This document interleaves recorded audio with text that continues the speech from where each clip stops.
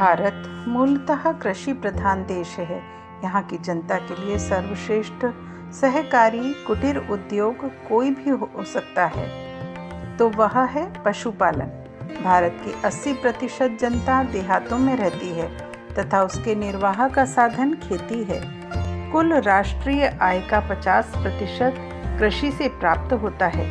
देश की प्रगति और समृद्धि में सबसे बड़ा योगदान कृषि का है।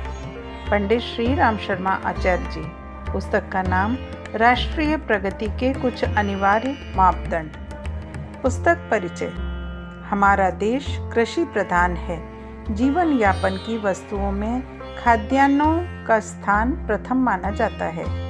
वस्त्र और आवास की सुविधा न रहने पर भी किसी तरह काम चलाया जा सकता है, पर अन्न के बिना तो जीवित रहना कठिन है।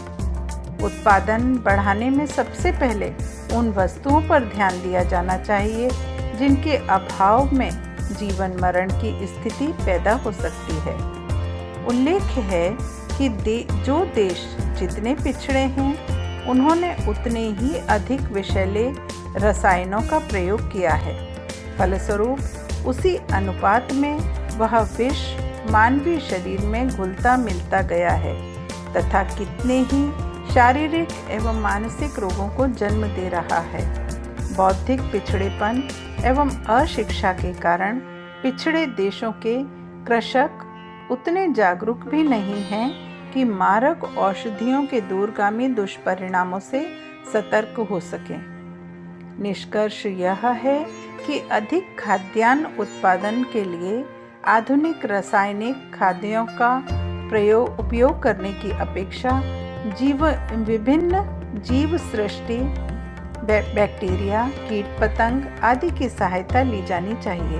वनस्पतियों को रोगों से बचाने के लिए जंतुनाशक दवाओं के उपयोग के स्थान पर ऐसी जीव सृष्टि का विकास करना चाहिए जो इन रोग कीटाणुओं को स्वयं नष्ट कर देते हों। पुस्तक के कुछ प्रश्न। रासायनिक खादों का प्रयोग कितना उचित?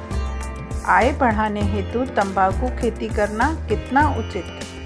कृत्रिम खाद के क्या लाभ क्या हानियां हैं? पशुपालन का हमारे जीवन में क्या महत्व है? हमें प्रगति के लिए क्या करना चाहिए?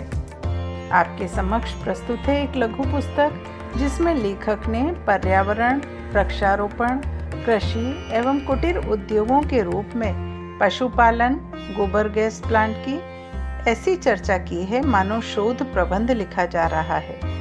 पुस्तक के कुछ अंश। पहला, तंबाकू उत्पादन के लिए प्रयोग की जाने वाली भूमि की हालत अंततः वैसी ही हो जाती है जैसे कि कैंसर से ग्रस्त व्यक्ति की। कृषि विशारदों का मत है कि लगातार 10 वर्षों तक किसी भूमि पर तंबाकू की खेती की जाए तो वह इस योग्य नहीं रहती कि पुनः उसे अन्न उत्पादन के लिए प्रयुक्त किया जा सके।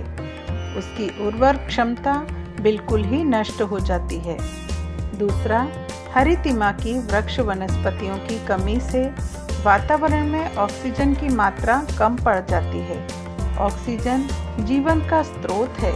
वातावरण में इसकी कमी न केवल शारीरिक वरन अनेक प्रकार के मानसिक रोगों को जन्म देती है। स्वच्छ एवं प्रचुर परिणाम में प्राणवायु न मिलने से मनुष्य का मस्तिष्क संस्थान अस्वस्थ हो जाता है। मानसिक विक्षोभों के कारण मन संतुलन डगमगा जाता है। विक्षुब्ध मन स्थिति मनो आवेगों को जन्म देती है। सर्वविदित है कि अपराध कृत्यों में आवेशग्रस्त मन स्थिति की प्रमुख भूमिका होती है। तीसरा, देश की प्रगति और समृद्धि भी इस संतुलन पर अवलंबित है। स्वार्थ और परमार्थ का, भौतिक और आध्यात्मिक लाभों का दोहरा प्रयोजन पूरा करने वाले वृक्षारोपण जैसे पुनीत कार्य की दिशा में अविलंब कदम उठना चाहिए। चौथा, अन्य जीवों को भी अपनी ही भांति सृष्टि का एक आवश्यक और अभिन्न घटक मानकर यदि जीने का अधिकार मनुष्य ने दे दिया होता अथवा उन्हें स्वच्छंद जीने के लिए छोड़ दिया होता तो यह विश्व कहीं अधिक सौंदर्य से युक्त दिखाई पड़ता। 5वां, देश के प्रत्येक व्यक्ति को औसतन अत्यल्प दूध उपलब्ध है, जबकि संतुलित आहार में 250 ग्राम दूध आवश्यक बताया गया है। यह कमी गौ पालन से ही पूरी हो सकेगी। पशुपालन के प्रति उत्साह उमड़ पड़े तो अनेकों प्रकार की आर्थिक समस्याओं का हल निकल सकना संभव है। बेरोजगारी, स्वास्थ्य, कृषि की समस्याओं के हल से प्रगति की दिशा में द्रुत गति से बढ़ सकना संभव है। पुस्तक के कुछ बिंदु। प्रगति के जोश में अवगति की ओर ना बढ़ें। प्राकृतिक विपदाओं का कारण एवं निवारण। वृक्ष वनस्पतियों के अनुदान भी भुलाए नहीं जा सकते। पर्यावरण चक्र को तोड़े नहीं, संजोएं। ऊर्जा संकट के समाधान की दिशा में कुछ उपयोगी सुझाव। कुटीर उद्योगों का विकास हो, अर्थतंत्र सशक्त बने। पशुपालन भारत के लिए एक अनिवार्य एवं सुगम कुटीर उद्योग